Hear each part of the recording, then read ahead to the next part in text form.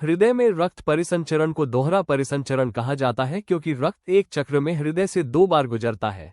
पहले फेफड़ों में ऑक्सीजन रहित रक्त के रूप में फुफ्फुसीय परिसंचरण होता है और फिर शरीर में ऑक्सीजन युक्त रक्त के रूप में।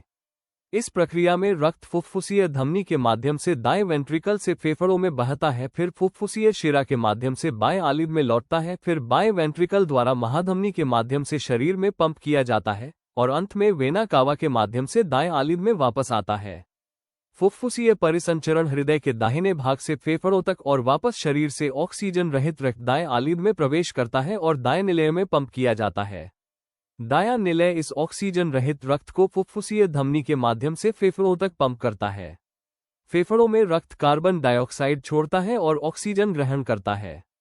ऑक्सीजन युक्त रक्त फुफ्फुसीय शिरा के माध्यम से बाएं आलिद में वापस आता है। बायां आलिद ऑक्सीजन युक्त रक्त को बाएं निलय में पंप करता है। बायां निलय उच्च दबाव में रक्त को महाधमनी में पंप करता है। महाधमनी छोटी धमनियों और केशिकाओं में विभाजित हो जाती है जो शरीर के बाकी ऊतकों को ऑक्सीजन और पोषक तत्व प्रदान करती है। ऊतकों से ऑक्सीजन रहित रक्त शिराओं में, फिर शिराओं में एकत्रित होता है और अंत में वेना कावा में प्रवाहित होता है, जो इसे दाएं आलिद में वापस भेज देता है।